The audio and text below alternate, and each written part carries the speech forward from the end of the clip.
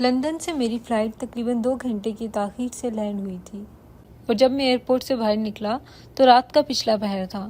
ٹھنڈی ہوا میرے کوٹ کے کالروں سے ٹکرائے ہوئی گزر رہی تھی، مگر میرے اندر ایک عجیب سی گرم جوشی تھی، کیونکہ پورے 5 سال بعد میں اپنے وطن، اپنے گھر اور اپنی ماں کے پاس واپس جا رہا تھا۔ میں نے ڈرائیور کو پہلے ہی منع کر دیا تھا کہ وہ گھر میں کسی کو نہ بتائے، کیونکہ میں امی کو سرپرائز دینا چاہتا تھا۔ گاڑی جب میرے گھر کے وسیع و عریض گیٹ کے سامنے رکی تو چوکیدار نے گیٹ کھولتے ہوئے ہی اپنی حیرت زدہ چیخ کو میرے اشارے پر بمشکل روکا۔ میں نے اپنی انگلی ہونٹوں پر رکھ کر اسے خاموش رہنے کا کہا اور اپنا بریف کیس خود اٹھا کر پنجوں کے بل چلتا ہوا پورٹ سے گزر کر مین ہال میں داخل ہو گیا۔ گھر کی فضا میں وہی پرانی شناسا مہک تھی، مہنگے پرفیومز اور پالش کی ہوئی لکڑی کی ملی جلی خوشبو۔ سب کچھ ویسا ہی تھا جیسا میں چھوڑ کر گیا تھا۔ میں تھکان سے چور تھا، اس لیے سیدھا اوپر اپنے کمرے کی طرف بڑھ گیا اور یہ سوچتے ہوئے بستر پر لیٹ گیا کہ صبح ناشتے کی میز پر جب سب مجھے دیکھیں گے تو ان کی خوشی کا ٹھکانہ نہیں ہوگا۔ ابھی میری آنکھ لگے چند گھنٹے ہی گزرے تھے کہ نیچے ہال سے آتی ہوئی تیز اور کرخت آوازوں نے مجھے جھنجھوڑ کر رکھ دیا۔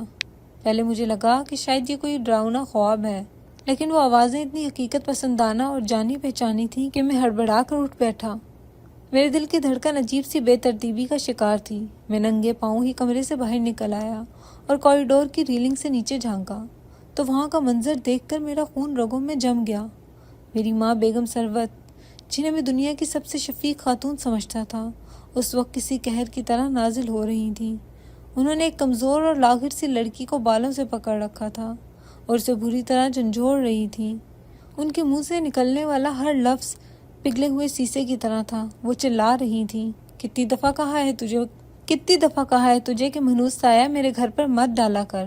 تو ہمارے خاندان کے ماتھے کا وہ داغ ہے جسے میں کھرچ کر پھینک دینا چاہتی ہوں۔ میں صدمے کی حالت میں یہ سب دیکھ رہا تھا کہ اچانک اس لڑکی نے اپنا چہرہ اوپر اٹھایا اور میری سانس میرے سینے میں اٹک گئی۔ وہ زارا تھی، میری بیوی، میرے مرحوم باپ کی دور کی عزیز اور یتیم بھانجی، جسے وہ اپنی بیٹی بنا کر اس گھر میں لائے تھے، مگر اس وقت اس کی حالت کسی مجرم جیسی تھی۔ ابھی میرا دماغ اس منظر کو قبول کرنے کی کوشش ہی کر رہا تھا کہ ایک 4 سالہ بچہ روتا ہوا کہیں سے بھاگا اور آ کر زارا کی ٹانگوں سے لپٹ گیا۔ اس بچے نے ہچکیوں کے درمیان روتے ہوئے کہا کہ میری ماما کو مت مارو، میری ماما کو چھوڑ دو۔ اس بچے کا چہرہ دیکھتے ہی مجھ پر قیامت ٹوٹ پڑی، کیونکہ وہ کوئی معمولی بچہ نہیں تھا۔ اس کی آنکھیں، اس کا ماتھا اور اس کے رونے کا انداز، وہ سب کا سب میرا عکس تھا۔ مجھے یہ سمجھنے میں ایک لمحہ بھی نہیں لگا کہ وہ سعد ہے، میرا اپنا خون، جسے میں 5 سال پہلے حالات کے ڈر سے چھوڑ کر بھاگ گیا تھا۔ نیچے قیامت برپا تھی اور میں اوپر کھڑا اپنی بزدلی کے حصار میں قید تھا۔ میرا دل چیخ چیخ کر کہہ رہا تھا کہ نیچے جاؤ عالیان اور اپنی ماں کا ہاتھ روک لو، انہیں بتا دو کہ یہ بدکردار لڑکی نہیں بلکہ میری منکوہہ بیوی ہے، اور یہ بچہ کوئی ناجائز اولاد نہیں بلکہ تمہارا پوتا ہے۔ لیکن میری ٹانگیں جیسے فرش کے ساتھ چپک گئی تھیں۔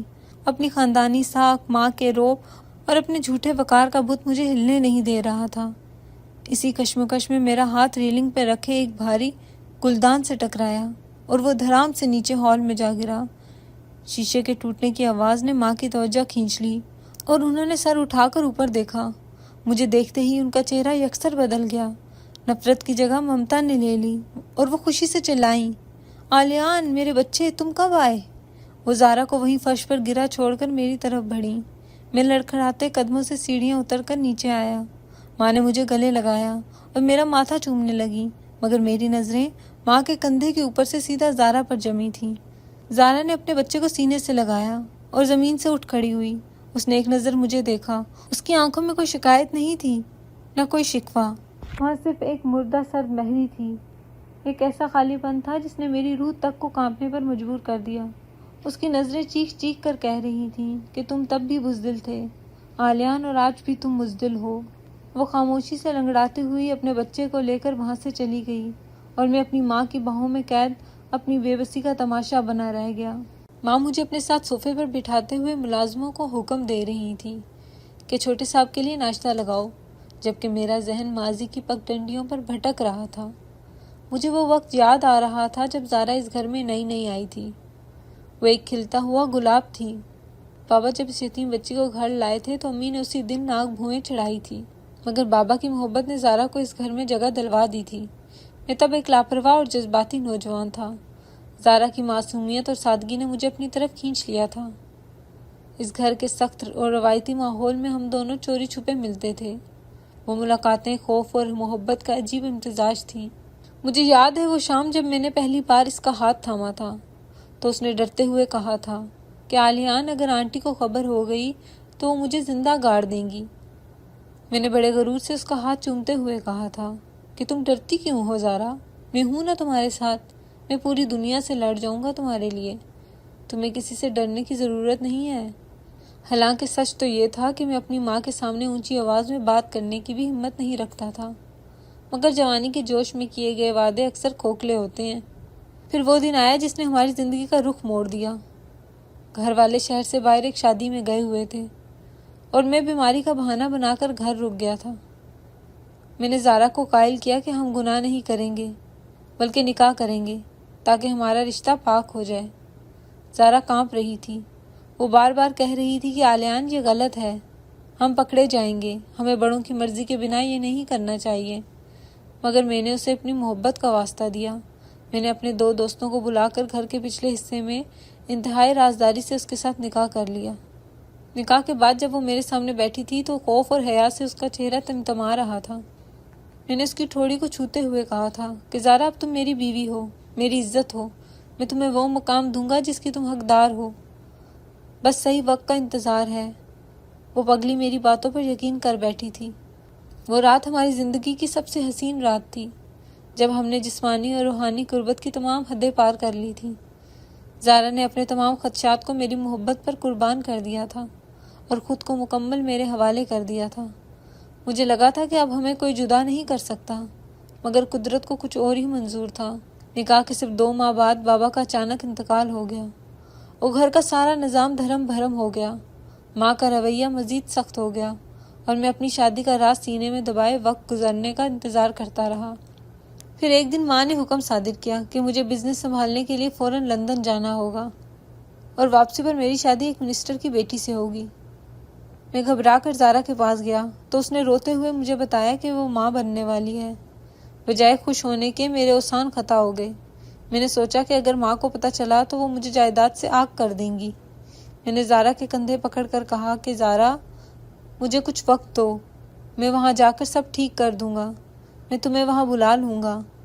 زارا میری آنکھوں میں دیکھتی رہی، شاید وہ جان گئی تھی کہ میں جھوٹ بول رہا ہوں، اور پھر میں نے وہی کیا جو ایک بزدل مرد کرتا ہے۔ میں راتوں رات اسے حاملہ حالت میں تنہا چھوڑ کر لندن بھاگ گیا اور پھر کبھی پلٹ کر خبر نہیں لی۔ 5 سال تک میں اپنے ضمیر کو سلا کر وہاں عیش کرتا رہا اور یہاں وہ اکیلی ذلتوں کا سامنا کرتی رہی۔ ہال میں واپس آتے ہی مجھے اپنے سامنے رکھی چائے کی پیالی میں اپنا عکس دھندلا دکھائی دیا۔ میں نے بمشکل لقمہ حلق سے اتارا اور انجان بنتے ہوئے ماں سے پوچھا کہ ماں، وہ لڑکی زارا ابھی تک یہاں کیوں ہے؟ میرا لہجہ ایسا تھا جیسے مجھے اس کی کوئی پرواہ نہ ہو۔ ماں نے نفرت سے منہ بناتے ہوئے کہا کہ میں تو اسے کب کا دھکے دے کر نکال دیتی عالیان، لیکن اس بے شرم کو کہیں جانے کی جگہ ہی نہیں ملی۔ جب اس کا یہ ناجائز بچہ پیدا ہوا تو میں نے سوچا کہ چلو مفت کی نوکرانی مل جائے گی۔ میں نے اسے سرونٹ کوارٹر کے ایک کونے میں پڑا رہنے دیا تاکہ برتن دھو کر اور صفائی کر کے اپنی روٹی حلال کرے۔ ویسے بھی وہ اسی قابل ہے۔ ماں کے الفاظ میرے دل پر نشتر کی طرح چبھ رہے تھے۔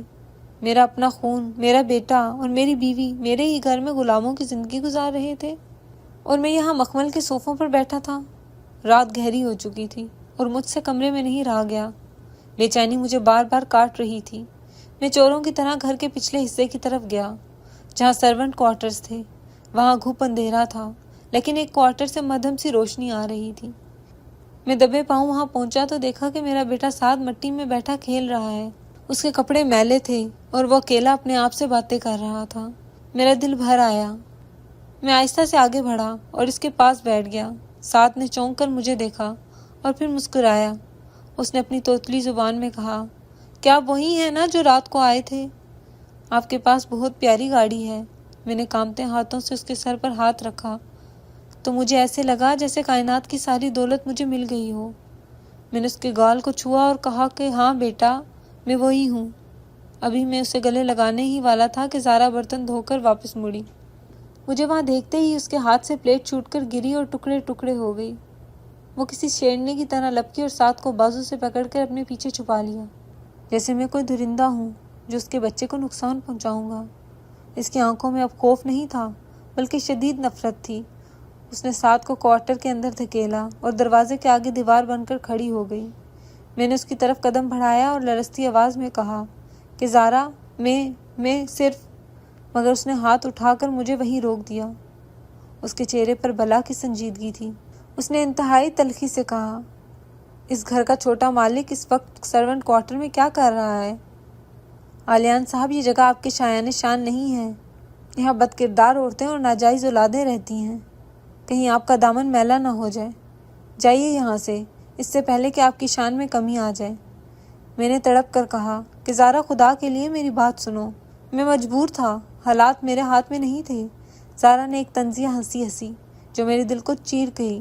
اس نے میری آنکھوں میں آنکھیں ڈال کر کہا کہ مجبور عورتیں ہوتی ہیں آلیان صاحب، مرد صرف بزدل ہوتے ہیں۔ آپ تب بھی بھاگے تھے جب مجھے آپ کی سب سے زیادہ ضرورت تھی، اور آپ اب بھی بھاگ جائیں گے۔ آپ کی رگوں میں خون نہیں، پانی دوڑتا ہے۔ میرے پاس آپ کے لیے کچھ نہیں ہے سوائے نفرت کے، اس لیے مہربانی کریں اور ہماری منحوس زندگیوں سے دور رہیں۔ یہ کہہ کر اس نے میرے منہ پر دروازہ زور سے بند کر دیا۔ دروازے کی اس لکڑی نے میرے اور زارا کے درمیان ایک ایسی دیوار کھڑی کر دی تھی جسے پھلانگنے کی ہمت مجھ میں نہیں تھی۔ میں کتنی ہی دیر وہاں بت بنا کھڑا رہا۔ میری نظریں اس بند دروازے پر جمی تھیں جہاں سے ابھی ابھی مجھے دھتکارا گیا تھا۔ رات کی خنکی میری ہڈیوں میں اتر رہی تھی، مگر میرے اندر شرمندگی کی آگ جل رہی تھی۔ میں بوجھل قدموں کے ساتھ واپس اپنے کمرے میں آیا تو نیند میری آنکھوں سے کوسوں دور تھی۔ پوری رات میں کروٹیں بدلتا رہا اور میرے کانوں میں ساتھ کی وہ معصوم آواز گونجتی رہی، آپ وہی ہیں نا جو رات کو آئے تھے؟ اور پھر زارا کا وہ جملہ کہ مرد بزدل ہوتے ہیں۔ صبح جب سورج نکلا تو گھر کا ماحول یکسر بدل چکا تھا۔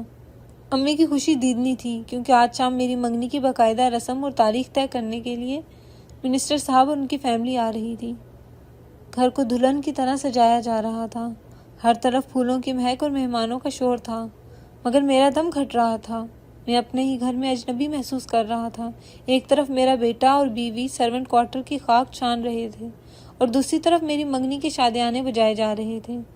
میں اس سماجی دباؤ اور اپنے ضمیر کی جنگ میں بری طرح پھنس چکا تھا۔ دوپہر کے وقت میں نے موقع پا کر ایک لفافے میں کچھ پیسے اور ساتھ کے لیے گرم کپڑے ڈالے۔ میں جانتا تھا کہ زارا کے پاس ساتھ کو سردی سے بچانے کے لیے کچھ نہیں ہوگا۔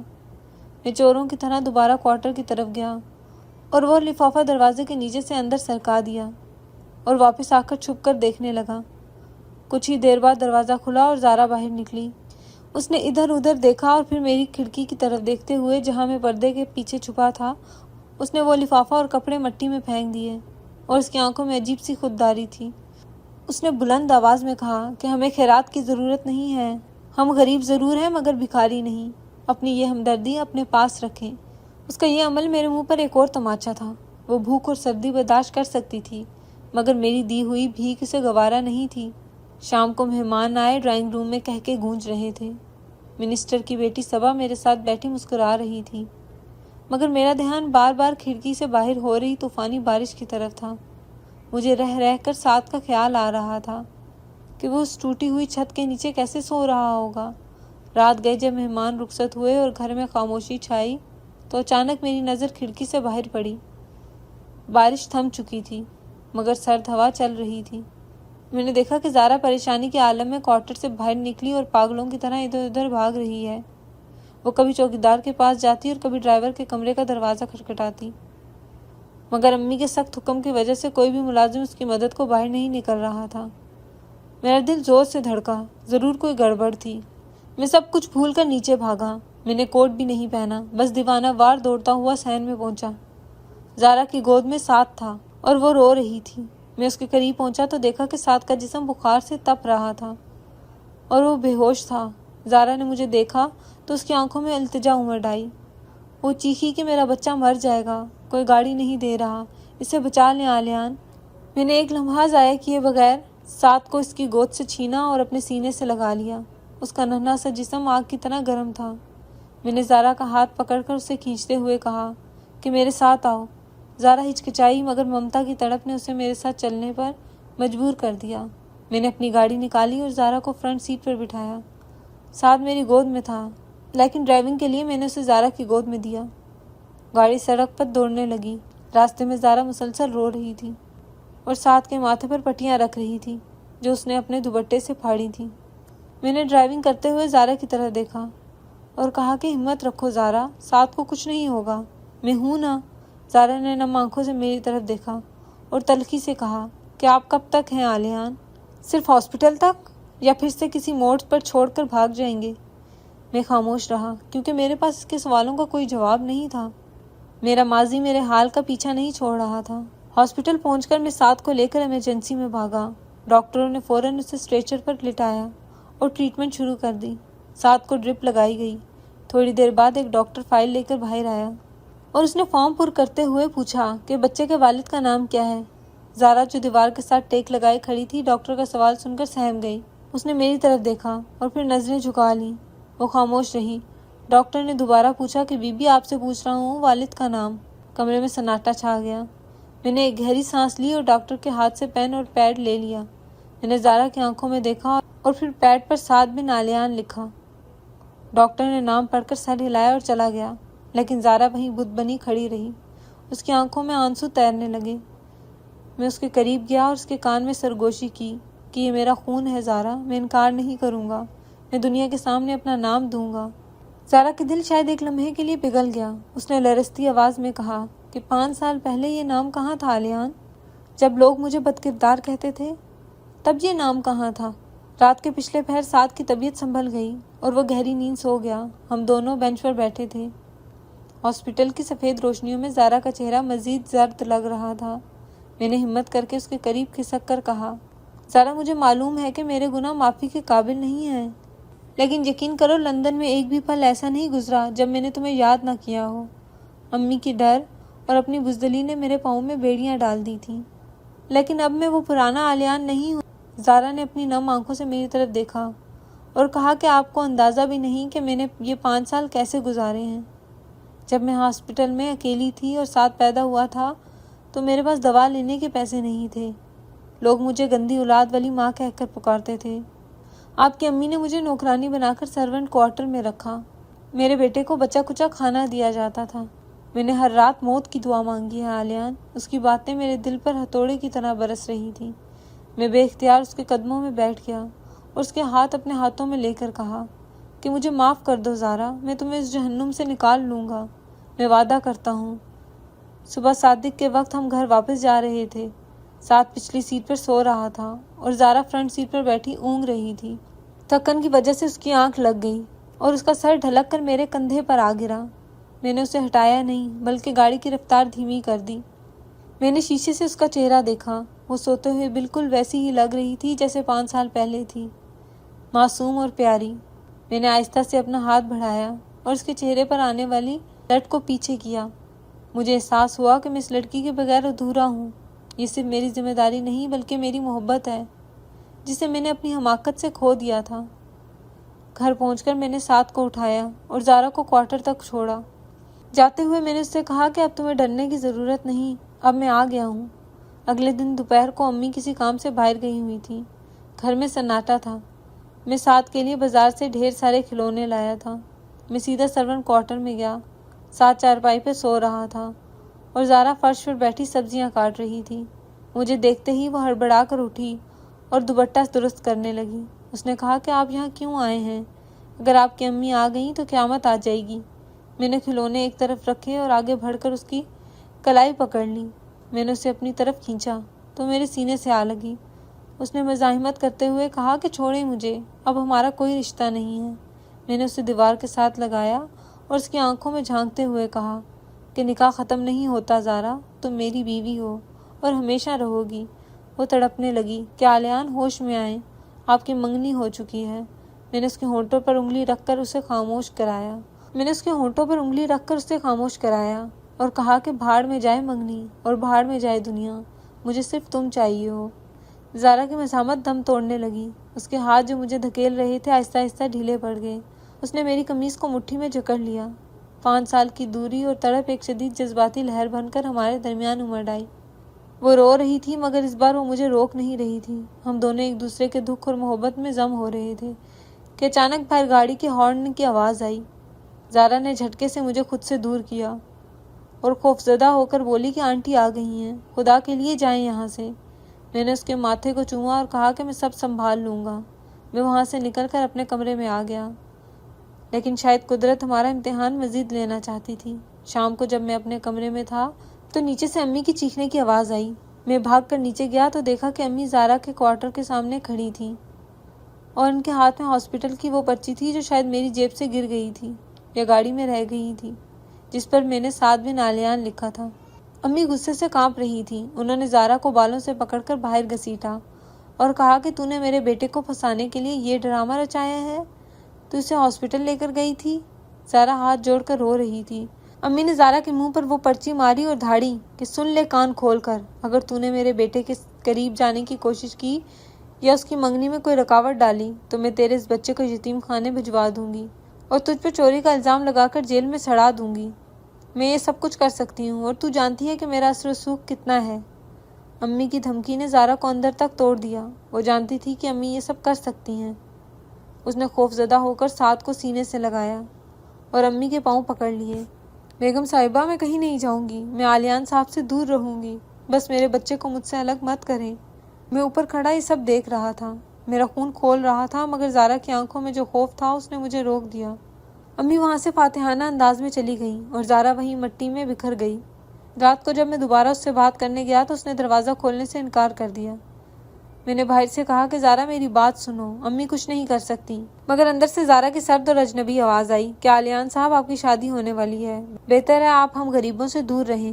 مجھے اپنی عزت اور اپنا بچہ آپ کی محبت سے زیادہ عزیز ہے۔ اگر آپ نے دوبارہ مجھ سے ملنے کی کوشش کی تو میں خود کو ختم کر لوں گی۔ اس کی آواز میں ایسی سنجیدگی تھی کہ میں لرز گیا۔ وہ جان بوجھ کر مجھے خود سے متنفر کر رہی تھی تاکہ میں اس سے دور ہو جاؤں اور امی اسے نقصان نہ پہنچائیں۔ دن تیزی سے گزرنے لگے اور آخر میری زندگی کی سب سے مشکل گھڑی آ پہنچی تھی۔ پورا گھر روشنیوں سے جگمگا رہا تھا اور باہر مہنگی گاڑیوں کی قطاریں لگی تھیں۔ میں اپنے کمرے میں آئینے کے سامنے کھڑا شیروانی کے بٹن بند کر رہا تھا، مگر میرا عکس مجھے کسی لاش جیسا لگ رہا تھا۔ آج میری منگنی تھی مگر میرا دل ماتم کر رہا تھا۔ امی بار بار کمرے میں آ کر میرا جائزہ لے رہی تھیں اور ان کی خوشی چھپائے نہیں چھپ رہی تھی۔ میں نیچے ہال میں آیا تو مہمانوں کا ہجوم تھا، مبارکبادوں کا شور میرے کانوں میں سیسا گھول رہا تھا۔ صبا سرخ جوڑے میں ملبوس میرے ساتھ صوفے پر بیٹھی تھی اور میں بے حس و حرکت کسی کٹ پتلی کی طرح مسکرانے کی ناکام کوشش کر رہا تھا۔ میرا دھیان بار بار گھڑی کی سوئیوں پر تھا اور دل میں ایک عجیب سی گھبراہٹ تھی، جیسے کچھ بہت برا ہونے والا ہے۔ اچانک باہر سے بادل گرجنے کی آواز آئی اور پھر موسلا دھار بارش شروع ہو گئی۔ قدرت بھی شاید میرے حال پر رو رہی تھی۔ تقریب عروج پر تھی کہ اچانک باہر پورچ سے ایک بچے کی دلخراش چیخ سنائی دی، جو بارش کے شور اور موسیقی کی آواز کو چیرتی ہوئی میرے کانوں تک پہنچی۔ وہ آواز سات کی تھی۔ میں جھٹکے سے اٹھ کھڑا ہوا۔ امی نے میرا بازو پکڑ کر روکنے کی کوشش کی کہ آلیان کہاں جا رہے ہو، رسم ہونے والی ہے، مگر میں نے ایک نہ سنی اور باہر کی طرف بھاگا۔ مین گیٹ کے پاس کا منظر دیکھ کر میرا خون رگوں میں کھولنے لگا۔ امی کے حکم پر گارڈ زارا اور سات کو دھکے دے کر گیٹ سے باہر نکال رہے تھے۔ زارا کے ہاتھ میں ایک چھوٹی سی گٹھری تھی اور ساتھ بارش میں کیچڑ میں منہ کے بل گر پڑا تھا۔ گارڈ چلا رہا تھا کہ نکلو یہاں سے، بیگم صاحبہ کا حکم ہے کہ تمہارا سایہ بھی اس گھر پر نہ پڑے۔ یہ وہ لمحہ تھا جب میرے اندر کا بزدل آلیان ہمیشہ کے لیے مر گیا اور ایک باپ جاگ اٹھا۔ میں نے اپنا آپ بھلا دیا اور دیوانہ وار بارش میں بھاگا۔ میں نے گارڈ کے پاس پہنچ کر اس کے منہ پر ایک زوردار تھپڑ مارا، جس سے وہ لڑکھڑا کر دور جا گرا۔ میں نے جھک کر سات کو کیچڑ سے اٹھایا اور اسے اپنے سینے سے لگا لیا۔ زارا بارش میں بھیگتی ہوئی خوف زدہ نظروں سے مجھے دیکھ رہی تھی۔ میں نے آگے بڑھ کر اس کا ٹھنڈا ہاتھ مضبوطی سے تھام لیا۔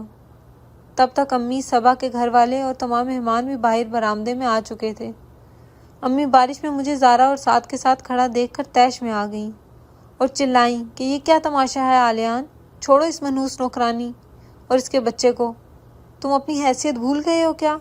میں نے سات کو ایک بازو میں اٹھایا اور دوسرے ہاتھ سے زارا کی انگلیاں جکڑے ہوئے سر اٹھایا اور امی کی آنکھوں میں آنکھیں ڈال کر پوری قوت سے کہا کہ یہ نوکرانی نہیں، میری بیوی ہے، اور یہ بچہ کوئی ناجائز اولاد یا منحوس سایہ نہیں، بلکہ میرا بیٹا اور اس جائیداد کا وارث ہے۔ سعد بن علیان۔ میرا یہ جملہ کسی بجلی کی طرح وہاں گرا اور مجمع پر سناٹا چھا گیا۔ صبا اور اس کے والدین کے چہروں پر ہوائیاں اڑنے لگیں۔ امی نے چیخ کر کہا کہ جھوٹ بکتے ہو تم، یہ عورت تمہیں بلیک میل کر رہی ہے۔ میں نے اپنی جیب سے پلاسٹک میں لپٹا ہوا نکاح نامہ نکالا جو میں پچھلے 2 دن سے اپنے سینے سے لگائے پھر رہا تھا، اور اسے ہوا میں لہراتے ہوئے کہا کہ یہ رہا ثبوت امی جان، میں 5 سال پہلے بزدل تھا جو اپنی محبت اور اولاد کو چھوڑ کر بھاگ گیا تھا، لیکن اب میں ایک باپ ہوں اور میں وہی گناہ دوبارہ نہیں کروں گا۔ آج اگر کسی نے میری بیوی یا بیٹی کی طرف انگلی بھی اٹھائی تو میں اس کا ہاتھ توڑ دوں گا، چاہے وہ کوئی بھی ہو۔ منسٹر صاحب نے یہ سنتے ہی غصے سے امی کی طرف دیکھا اور کہا کہ بیگم ثروت، آپ نے ہمیں دھوکے میں رکھا۔ اپنی بیٹی کا ہاتھ کھینچ کر وہاں سے لے گئے۔ مہمان چہمہ گوئیاں کرتے ہوئے رخصت ہونے لگے۔ لوگ باتیں بنا رہے تھے مگر مجھے کسی کی پرواہ نہیں تھی۔ امی صدمے سے وہیں ستون کے سہارے کھڑی رہ گئیں۔ میں زارا کو لے کر سب کی پرواہ کیے بغیر سرونٹ کوارٹر کی طرف نہیں بلکہ گھر کے مرکزی دروازے سے اندر داخل ہوا۔ ملازموں کی نظریں جھکی ہوئی تھیں۔ میں زارا اور سعد کو لے کر سیدھا اوپر اپنے عالیشان بیڈ روم میں گیا۔ میں نے زارا کو بستر پر بٹھایا اور سعد کے گیلے کپڑے تبدیل کیے۔ زارا ابھی تک سکتے میں تھی۔ اس نے لرزتی ہوئی آواز میں کہا کہ علیان، یہ آپ نے کیا کر دیا؟ سب ختم ہو گیا۔ میں نے اس کے چہرے کو اپنے ہاتھوں کے پیالے میں بھر کر کہا کہ کچھ ختم نہیں ہوا زارا، سب اب شروع ہوا ہے۔ لوگ بولتے ہیں تو بولیں، میرے لیے تم سے بڑھ کر کوئی عزت نہیں۔ آج سے تم اس گھر کی مالکن ہو اور یہ تمہارا حق ہے۔ اگلے چند دن گھر میں عجیب سی کشیدگی رہی۔ امی کو اپنی انا ٹوٹنے اور سماجی بدنامی کا اتنا گہرا صدمہ پہنچا کہ وہ بیمار پڑ گئیں۔ ان کا بلڈ پریشر خطرناک حد تک بڑھ گیا اور وہ بستر سے لگ گئیں۔ گھر کے ملازم ان کے قریب جانے سے کتراتے تھے کیونکہ ان کا مزاج مزید چڑچڑا ہو گیا تھا۔ ایسے میں زارا نے وہ ضرب دکھایا جس کی امید شاید مجھے بھی نہیں تھی۔ وہ تمام تر زیادتیوں اور گالیوں کے باوجود ایک بہو بننے کا فرض نبھانے لگی۔ وہ وقت پر امی کے لیے دلیا اور دوا لے کر جاتی۔ امی پہلے اسے دیکھ کر منہ پھیر لیتی اور دوا لینے سے انکار کر دیتی مگر زارا خاموشی سے وہیں کھڑی رہتی۔ ایک دن زارا امی کے کمرے میں تھی تو سعد بھی چپکے سے اندر چلا گیا۔ امی لیٹی ہوئی چھت کو گھور رہی تھی۔ سعد نے معصومیت سے بیڈ کے پاس جا کر اپنا ننھا سا ہاتھ امی کے ہاتھ پر رکھا اور اپنی توتلی زبان میں پوچھا کہ دادی آپ ٹھیک ہیں؟ ماما کہتی ہیں آپ بیمار ہیں۔ سعد کا یہ جملہ امی کے پتھر دل پر ہتھوڑے کی طرح لگا۔ انہوں نے مڑ کر اس معصوم چہرے کو دیکھا جس میں ان کے اپنے بیٹے کی جھلک تھی۔ خون آخر خون ہوتا ہے۔ ان کی آنکھوں سے آنسو جاری ہو گئے اور انہوں نے کانپتے ہاتھوں سے سعد کو گلے لگا لیا۔ ان کا غرور، ان کی نفرت، سب اس بچے کی ایک معصومیت کے سامنے بہہ گئے۔ جب میں شام کو آفس سے واپس آیا تو منظر بدلا ہوا تھا۔ امی کے کمرے سے سعد کے ہنسنے کی آوازیں آ رہی تھیں۔ میں اندر گیا تو دیکھا کہ سعد امی کی گود میں بیٹھا کہانی سن رہا ہے اور زارا ایک طرف کھڑی مسکرا رہی ہے۔ امی نے مجھے دیکھ کر شرمندگی سے سر جھکا لیا۔ میں ان کے پاس گیا اور ان کے ہاتھ کو بوسہ دیا۔ انہوں نے روتے ہوئے زارا کا ماتھا چوما اور کہا کہ مجھے معاف کر دو بیٹی، میں نے تم پر بہت ظلم کیا۔ تم ہیرے ہو اور میں نے تمہیں کانچ سمجھا۔ زارا نے جھک کر ان کے گلے لگ کر کہا کہ امی آپ بڑی ہیں، ماؤں سے معافی نہیں لی جاتی۔ گھر کا ماحول اب مکمل طور پر پرسکون ہو چکا تھا۔ رات کو میں اور زارا ٹیرس پر کھڑے تھے۔ میں نے زارا کا ہاتھ تھام کر کہا کہ زارا تم نے امی کو اتنی جلدی معاف کیسے کر دیا؟ انہوں نے تمہاری زندگی جہنم بنا دی تھی۔ زارا نے آسمان کی طرف دیکھتے ہوئے کہا کہ علیان وہ آپ کی ماں ہیں اور اگر ہم نے بھی وہی کیا جو انہوں نے کیا تو ہم میں اور ان میں کیا فرق رہ جائے گا؟ اور پھر معاف کرنے سے جو سکون ملتا ہے وہ بدلہ لینے میں کہاں؟ سب مسائل حل ہونے کے بعد وہ رات آئی جس کا انتظار مجھے 5 سالوں سے تھا۔ سعد امی کے پاس سو رہا تھا۔ میں نے اپنے کمرے کو موم بتیوں اور گلاب کی پتیوں سے سجایا تھا۔ زارا نے میرے لیے سرخ ساڑی پہنی تھی اور وہ اس میں کسی اپسرا سے کم نہیں لگ رہی تھی۔